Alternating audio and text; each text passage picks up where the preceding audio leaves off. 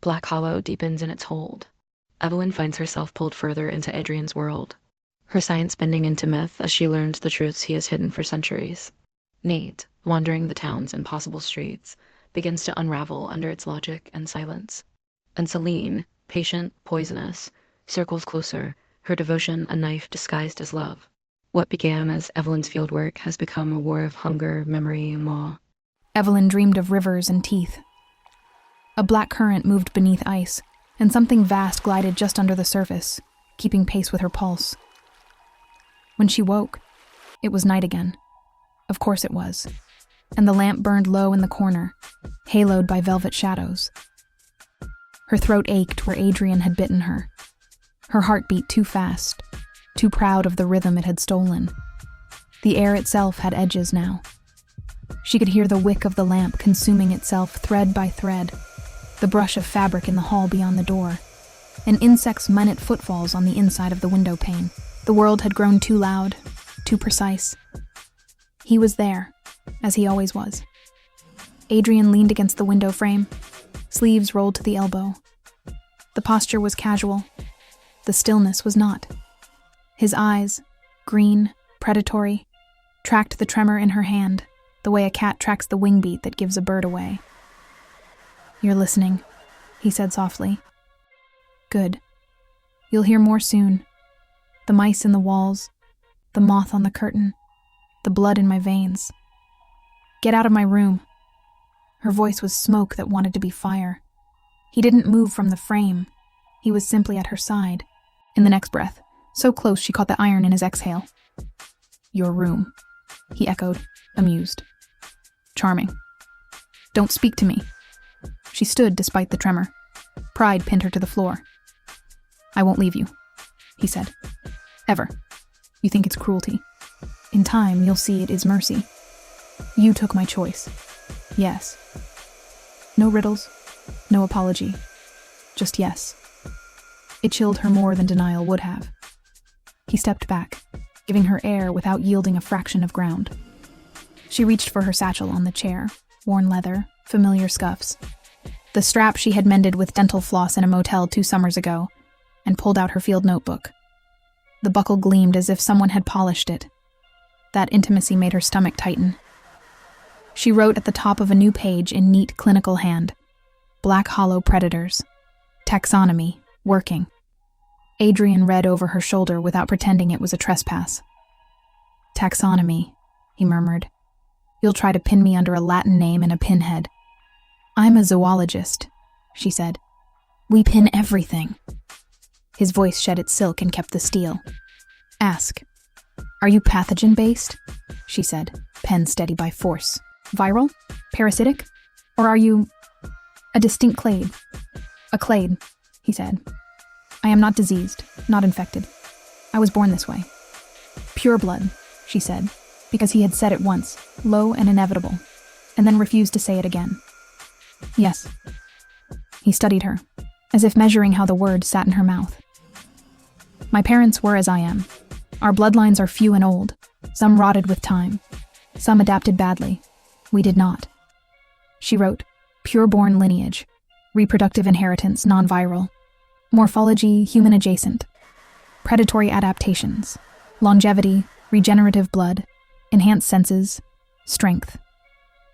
Regeneration rate?" He picked up a silver letter opener and drew it across his palm. The cut closed while she watched, too fast for science to tolerate. One bead of dark weld, he licked it away. Faster when fed. "Dietary specificity? Blood," he said. "Animal in scarcity, human by preference." "Why preference?" "We are built to this ecology," he said simply. "Human blood carries what animal blood does not. Call it a fuller light. It keeps the mind from dimming into the animal we could be." She made herself right even as her face heated. "Photophobia. Sunlight kills," he said. "Slowly or quickly, depending on age and blood. Some of us tolerate dawn's lip. Few tolerate dusk." His eyes traced the line of her collarbone. "You may be one." "Why me?" "You were compatible," he said, like a diagnosis, and let the word live between them. "Reproduction," she forced herself to ask, because science was a shield. We rarely procreate as humans do, he said. We make. His gaze flicked to her throat and back. But some are born. I was. It happens where bloodlines are perfect. Her pulse leaped. He heard it and smiled, not kindly. Enough, he said. You're shaking. I'm not. His hand closed around her wrist, cool, decisive. The tremor betrayed her. You are, he said, and took the notebook gently. Eat, scientist. She hated him for being right.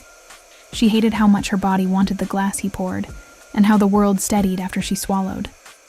At the bottom of the page, she wrote, cramped and stubborn. Predator, yes, but behavior is cultural. Law modulates hunger. He read it, nodded once. Good, he said. We'll write a law you can live with. He spoke of other things that night, and she recorded every word. He was not turned, he told her. He was born. Pure, not as boast, but as category. He had crossed the ocean when the colonies were dirt and fever. Men died trying to tame a land they did not understand. I did not hunt the people who lived here first. I went to them, elders of river and hill. I told them, my people feed, but not on yours. In return, you leave us in shadow. They measured me and saw truth. We tied it with cord and stone and winter grass. He paused, considering something she could not see. Centuries have passed. The Pact still stands. And the owls? She asked, because her first love did not die, merely because he had decided to keep her alive. They were food once. Competition. Now I protect them. He met her eyes. Call it a concession to your heart. For me? She despised the tremor the question carried. You came chasing birds and found dragons, he said. You care about the shape of systems. That is unusual in the living. I'll never belong to you. He placed his hand at her throat, not pressing, just claiming. You already do, he said. But I will make you want to. That is the difference. Far from the velvet-draped room, a red-headed man in a road-worn jacket talked to his dashboard to keep the cliff edge quiet out of his head. Nate, he told himself, because he was the only audience. This is the part of the movie where the idiot keeps driving after the radio starts speaking Latin. You promised Hannah you'd stop being the idiot. He kept driving. His name was Nathaniel Carver. Nate to friends, to strangers he tried on hay with a grin and let it do the work. Gray eyes, a mouth that defaulted to kind unless he forgot to be careful. He'd stroked Evelyn's academic stubbornness like a campfire, teasing it until sparks floated up. You'll obsess yourself into sainthood, he told her in the lab at 2 a.m., watching her measure owl pellets like relics. At least let me hold the halo sometimes. When she didn't return from the mountains, when her supervisor said her check-ins had stopped, and her landlord said her apartment was still paid through June, he'd taken the printouts of her field notes, the scalpel-precise maps, the hours logged in thrums and gaps, and set out along the ridges. He passed the same sagging mailbox 3 times. The GPS spun. The radio whispered a station that wasn't on the list. Fog lay in the trees like held breath. When the town finally appeared, lanterns fighting fog, streets too clean, windows like closed eyes, Nate said out loud what he was not brave enough to think. Okay, he told the steering wheel. Okay. Selena found Evelyn in the long corridor with the portraits that watched too closely.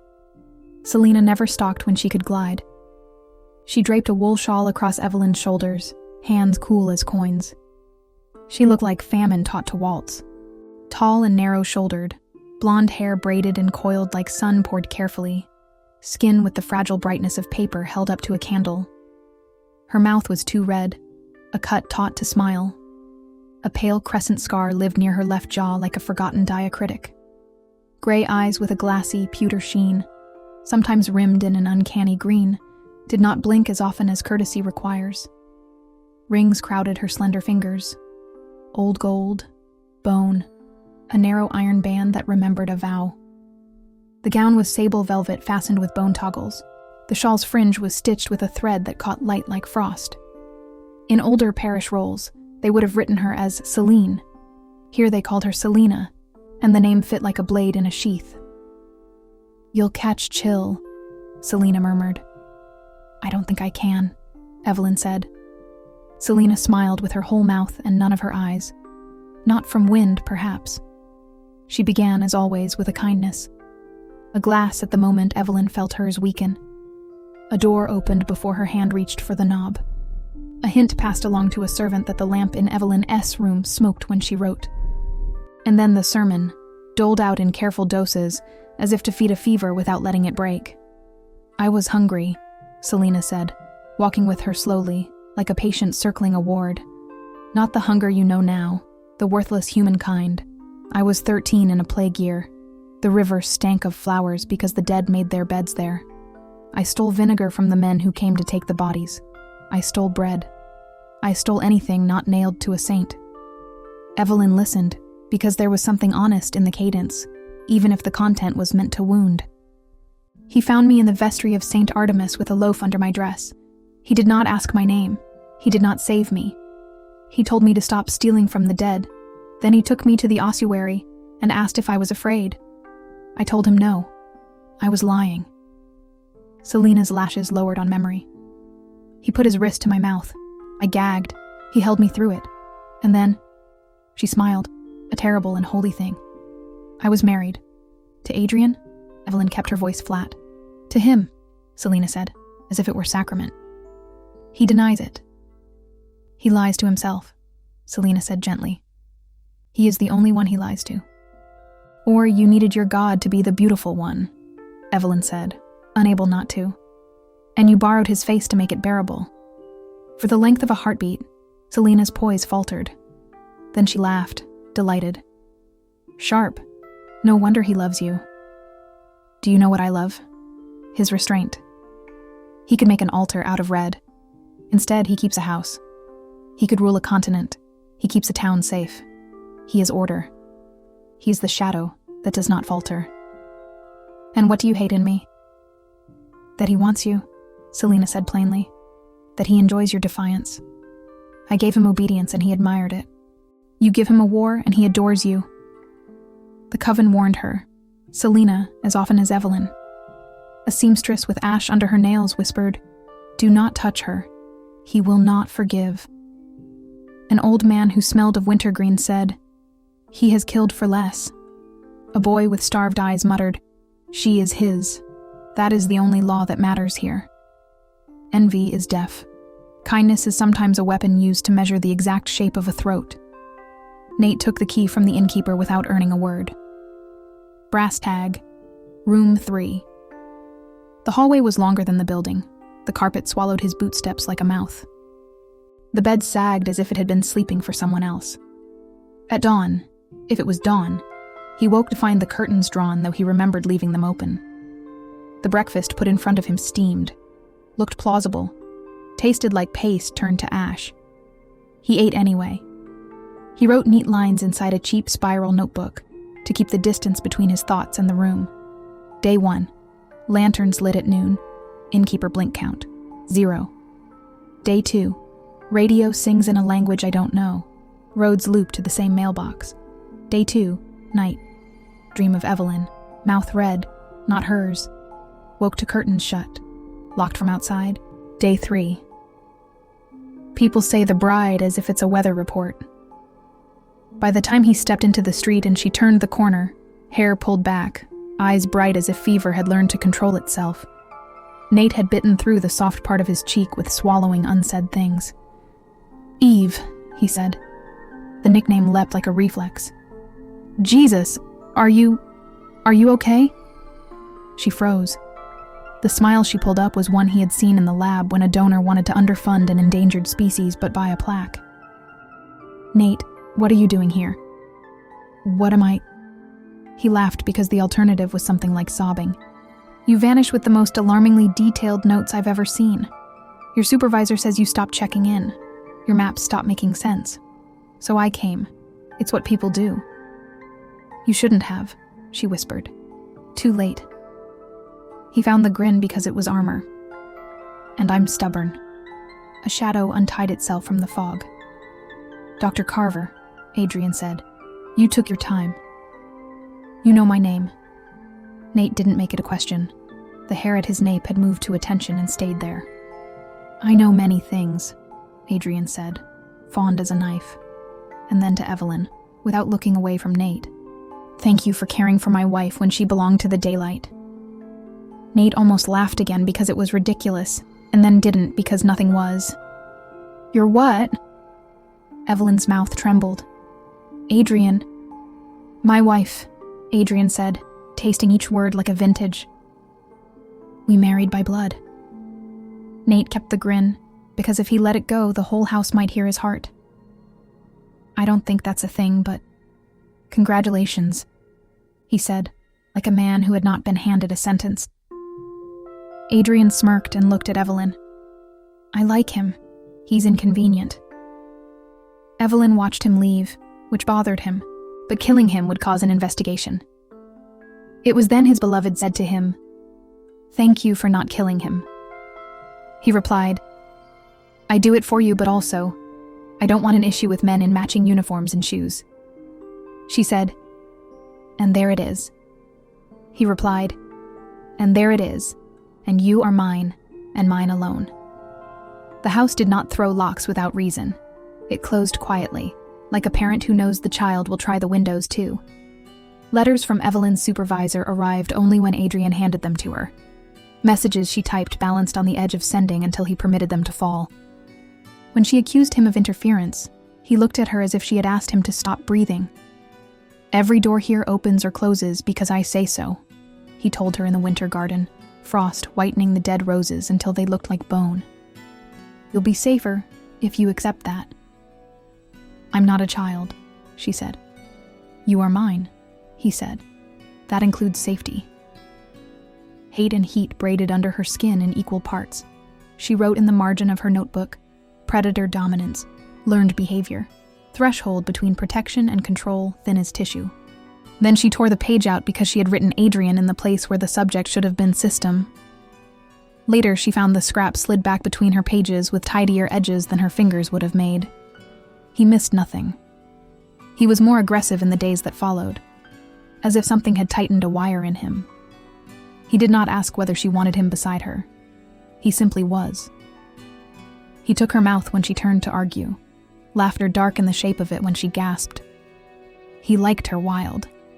Liked the moment she shoved him backward, the moment she caught his shirt and pulled, the sound she made when his teeth grazed skin and stopped, always stopped, and breathed against her instead. He asked yes or no in her hair. He waited the half-breath for the answer.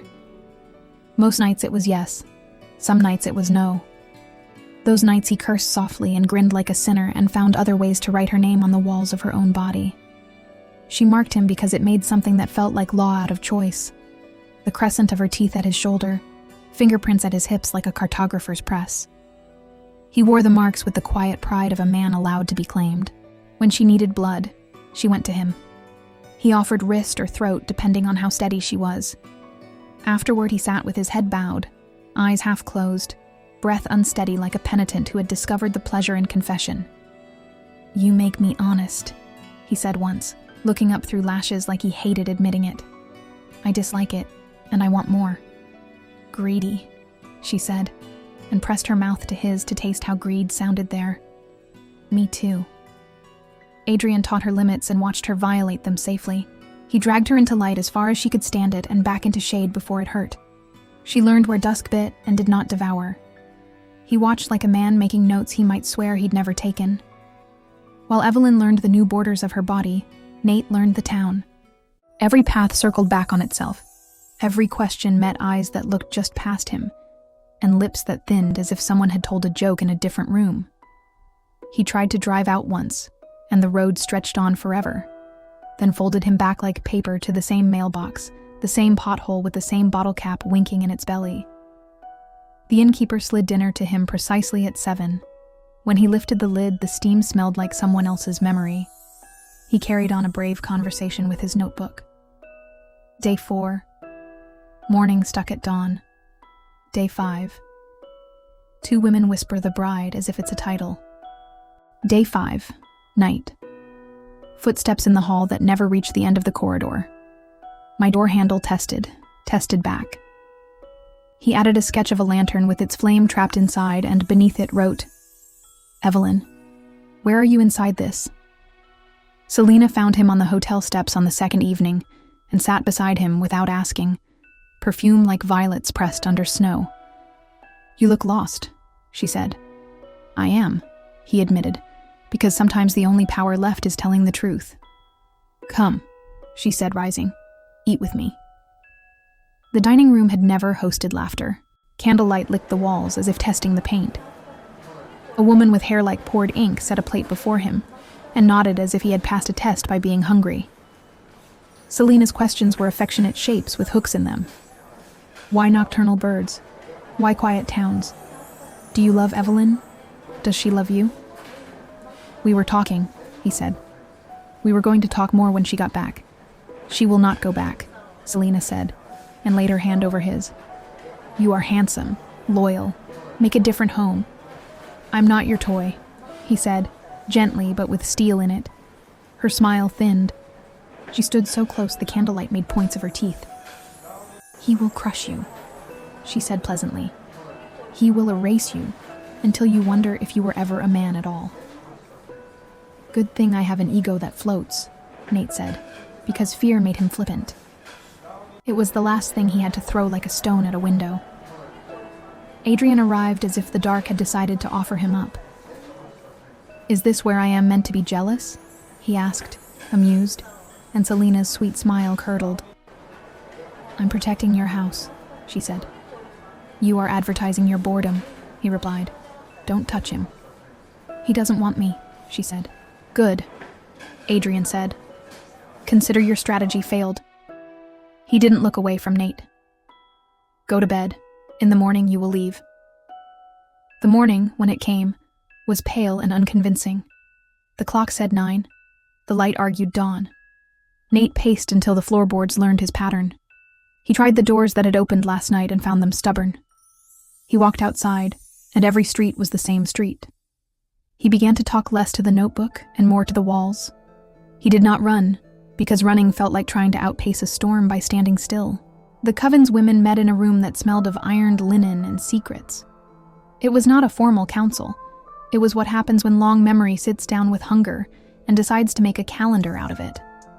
Evelyn found herself there because a seamstress tugged her sleeve and said, "You should hear how they speak of you when they think your teeth are not sharp yet." They spoke of Nate, of Evelyn, of law. A woman with eyes black as a well said, "The human is loyal. Loyal ones make good fledglings." Another wrinkled her lip. "He is noisy. Noisy men bring hunters." A third said simply, "Kill him. Cleanly. No evidence loves like absence." Adrian entered without touching the door. It opened because he was the one who said when doors opened. He didn't sit. "I'll hear the arguments," he said, as if presiding over something that would happen with or without him, and therefore must happen with him. The elder tipped her white head. "We are divided. Turn or kill." "Neither," Adrian said. The disapproval hissed like rain on a hot stone. "Explain," the elder said. "If he disappears, men wearing matching shoes and badges will come," Adrian said, each word a measured coin. "If he becomes one of us, we break law before its ink is dry. If he stays, I kill him because I will not keep another male near her." He didn't say the last part out loud. He spoke instead of risk and treaty, and the old pact tied with grass at the boundary stones. "We let him go," he finished. "We erase our footprints. His silence will serve us better than his blood." "Politics," a younger vampire spat. "We are not politicians." "We are, if we intend to live," Adrian said mildly. "Our existence is a negotiation with history. We sit on a treaty as old as these hills. We signed another when we decided to be more than teeth. Turning a man because he is pretty and loyal is childish hunger. Killing him because you are afraid is cowardice." They murmured among themselves. Evelyn watched his face while he argued, saw the part of him he did not show them, the possessiveness he covered with policy. He met her gaze and let her see that he knew she saw it. Honesty tempered his lies where she was concerned. It felt like power and like being known too well. In the end, the elder said, "We will abide your choice, for now."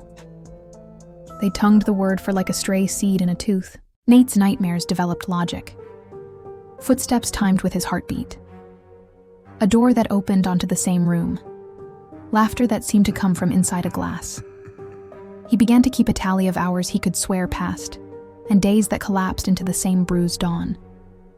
He still cracked jokes because sometimes humor is the only thing that keeps a man from hearing how his own bones sound when they remember being prey. He found the library on the 4th day, not because he sought it, but because a door he had not seen when he walked the hall 20 times already decided to exist. Inside, Adrian read a book whose title refused to hold still when Nate tried to focus on it.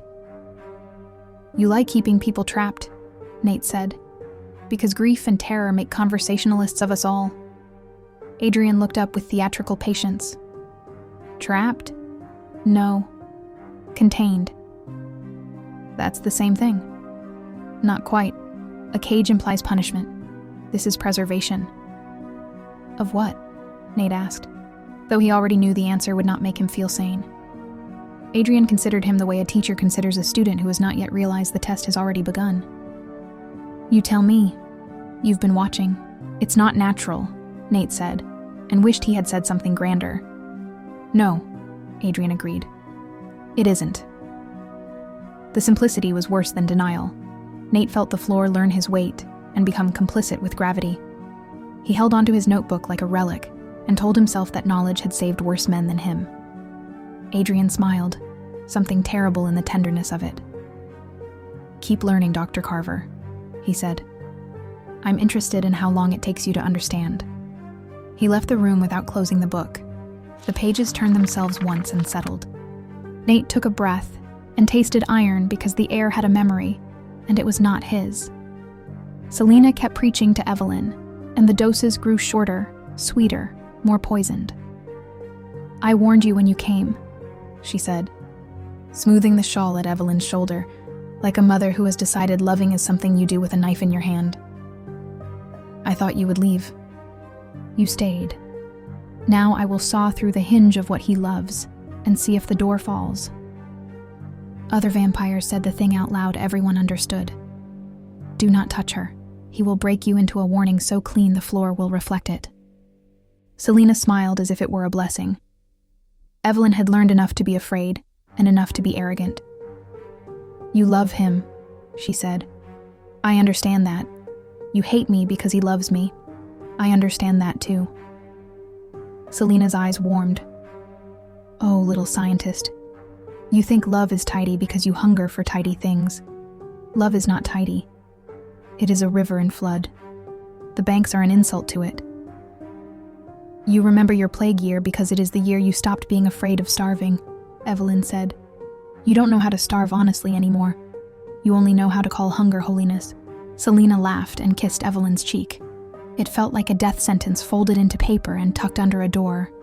Evelyn went to the winter garden and found Adrian in his shirt sleeves, shirt open at the throat, starch softened by an hour's battle with something he had decided to cultivate. He looked at her as if she were both a species and a singular, catalogable and inexplicable at once. "Tell me about the Pact," she said. "Not the story you tell in the square, the real one." He told her because she had asked, and because he liked how she put a microscope to his myths. He described the first winters here, the men with their metal traps and their rusted faith, the people whose language he learned because he needed to make a law with his mouth, not his teeth. "I brought nothing to them," he said quietly. "I asked to take nothing from them. I promised to keep the shadows orderly as far as they were mine to keep. They told me where the bones were buried and where the water pretended to be a road. They asked me to stay where stone remembers our feet. I agreed. Why do they still honor it?" she asked. "Your kind have surely broken their laws. Men like you tend to." "I kill the ones who do," he said simply. "At the boundary if I can. In their sleep if I must." "Efficient," she said. "Necessary," he said. He reached for her then, not the throat, the forearm, the precise measure of muscle and tendon that made her work. "Do not mistake my devotion for weakness," he added. "I protect what is mine." She should have pulled away. She stepped closer. The new rhythm of her heart felt like a drum at a war she could not stop. On the ridge road where fog had razored out a world and left only what it wanted to, Nate watched a pair of owls rise like shoulder blades against the sky. The note in his pocket, "Something is wrong. I can't find you. I will keep trying," had creased itself into familiarity with his hand. He whispered to the birds as if they might carry messages. "Tell her," he said, and felt stupid for asking an animal to do a job a man should have done. He slept that night with his back to the door and woke twice to the sound of someone standing outside it not breathing. He found Evelyn again and tried to say goodbye because he thought maybe saying goodbye would loosen the knot he had tied around his own sanity. "You should go," she said, before he could begin. "Please." "I will," he lied, and then told a more useful truth. "I'll try." "You're going to die here," she said, and hated him for forcing her to be the one who said it. "That would be inconvenient," he tried, and the humor bounced off the walls like a coin flicked into a church and left there. "Adrian," she began, and then shook her head. "Don't." "Won't," he said. Behind her, beyond his courage, a shadow learned his shape as if fitting a coat to his back. The days kept their wrong color, and the nights their specific silence. Selena's smile grew thinner and more devout. The women of the coven sharpened their patience on each other, and on Evelyn's presence, and on the human who would not leave. Adrian's hand found the small of Evelyn's back in corridors, not because she needed guiding, but because he wanted to remind the house, with its portraits and its listening stairwells, that every inch of her was accounted for. And the town said, "The bride," as if it were a prayer that might insult the god into answering.